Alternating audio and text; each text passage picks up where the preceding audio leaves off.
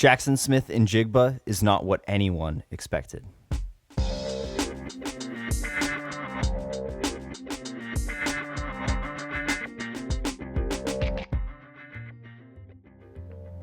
Hey 12s, welcome in.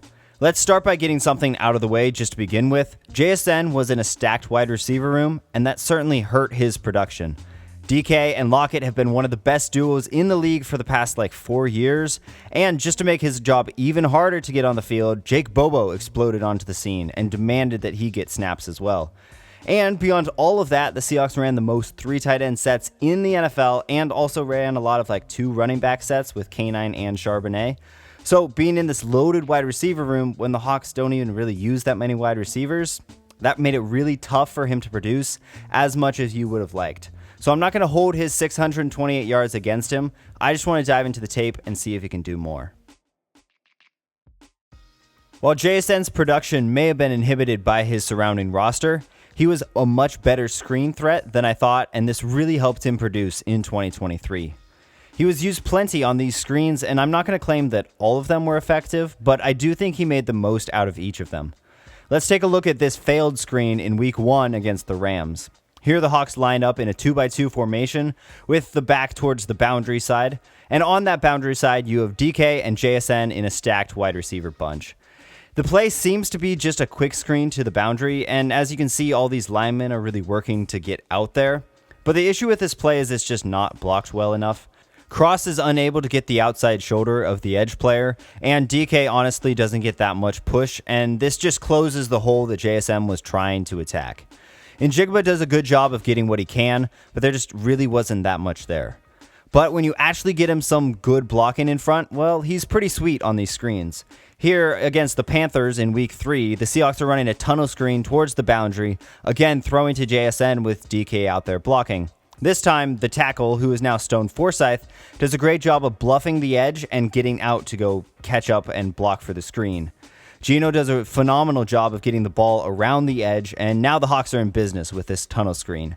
A tunnel screen is a typical wide receiver screen where you're not attempting to attack outside like a bubble screen would, but instead you try to cut back and run behind this wave of offensive linemen. This is really well executed on this play. We can see Forsyth, he gets out enough and he's able to just barely get the corner. And Evan Brown is also able to get up to the linebacker. So this gets enough blocking for JSN to do a really good job of reading these blocks correctly and powering forward for the extra yard. This is exactly how JSN got a lot of his production, was just, we're going to get you the ball because he's so good. And this is kind of his niche in the team, at least in year 1 this was, because he's just able to bring this yards after catch ability that none of the other guys really have. But now transitioning to how JSN was somehow worse than we thought, he was billed as an excellent slot receiver, something akin to what Amon-Ra St. Brown has accomplished with the Lions, and that is not what we got.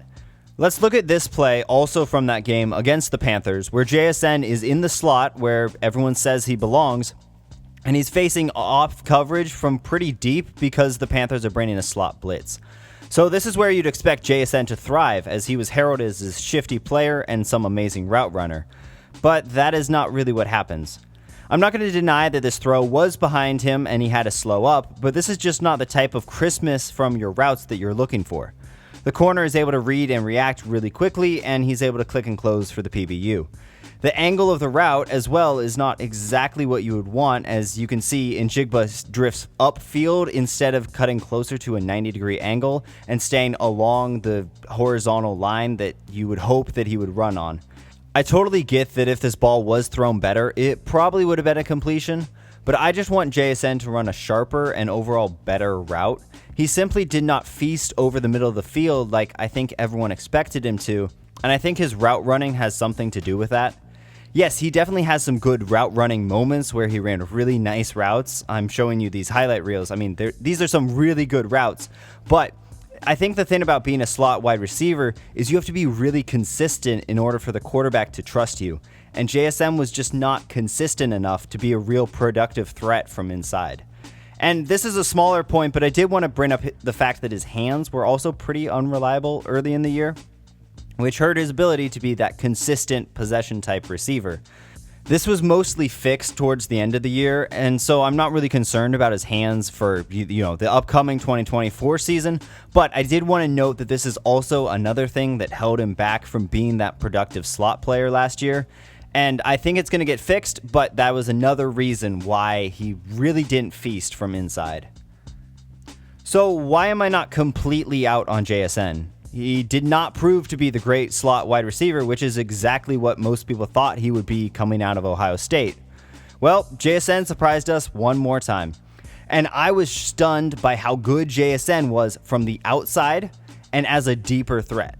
He is by no means fast for a wide receiver, but his technique and smoothness allowed him to be a much better outside player than I think anyone thought he ever could be.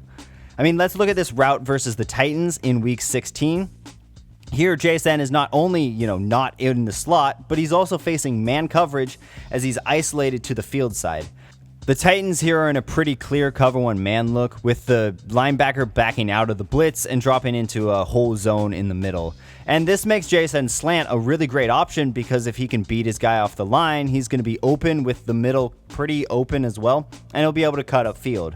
And this is exactly what he does. Even though he was billed as a guy that you have to keep in the slot because he can't beat press, he stuns this corner and absolutely destroys him. He starts with a nice stutter release that he's able to break off pretty cleanly. I love how he starts with this vertical angle out of his break and then cuts it even more as he flattens out. And this earns him a ton of separation as the corner is trying to match him vertically while JSN is already cutting on this slant. He makes a great catch and bursts upfield to get a pretty solid gain. And this is something that I never thought JSN would be able to do, and particularly not in year one, but he's actually shown that he's pretty comfortable from the outside, beating press and really threatening these corners. I have one more play for you, and I'm sure that you remember it because it was one of the highlights of the season, at least for me, but I want to look at this game-winning touchdown versus the Eagles. And if you would have told me that when we drafted JSN, he's going to make some phenomenal catch on a go route to go win the game, I simply would not have believed you. But this is exactly what he does right here. On this play, the Seahawks are in a 3-by-1 formation with JSN isolated to the boundary side. 3-by-1 formations are an absolute nightmare for defenses to try to match up against because your corner on the single receiver side probably doesn't have any help. If he did have help with like a safety over the top, then that would pretty much just be a double team, which defenses don't want to commit 2 guys to him. They kind of want to play 1.5 on everybody. And they just can't do that because you have one guy isolated. So it's either one guy or 2 guys. It's your choice.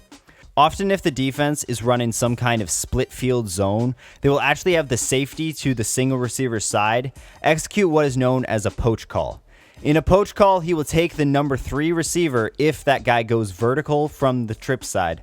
So basically what usually happens when you run a 3-by-1 formation is you'll get some kind of straight up man coverage on the single receiver side and then use the rest of your defenders to try to help out with all the nasty route combinations that can come off of the trip side. So this formation earns the Hawks a one-on-one for JSN, and both Njigba and Locke know that and will now capitalize. There's really not much to say when analyzing what JSN does here. He uses all the speed that he can, and he does a great job of shrugging off the contact deep down the field and continues to fly upfield. This catch is just truly spectacular. It's a true fingertip catch, and I can't show you the broadcast angle, but just go watch the highlight. The catch is amazing. Again, I never thought he would be able to do this, but in year one, in a massive game, he wins us the game with this great route and a phenomenal catch. So, what do we make of JSN? Well, I don't know. Like I've said so many times, he was completely surprising as he was worse than you thought he would be inside and way better than you ever expected him to be outside. I am not worried that he only put up 628 yards in 2023. Barring injury, I'm very confident that he is going to surpass that in 2024. The Seahawks seem to be moving towards more single tight end sets with Disley and Parkinson leaving in free agency, so I think Njigba will get on the field a lot more and be put in a better spot to succeed. But I'm also not going to lie and say I don't have concerns about what Njigba could be when he's asked to be that true number 2 receiver, because he needs to improve his consistency.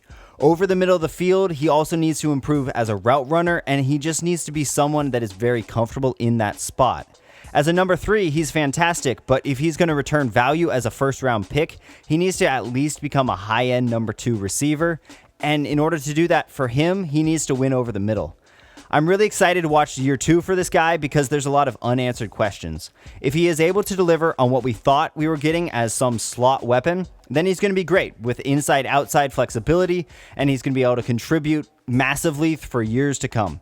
But if he can't improve there, I think he might just be a solid receiver with nothing too special. I don't think that he has the deep speed to be able to be a star from the outside, so he needs to become a star inside in the slot.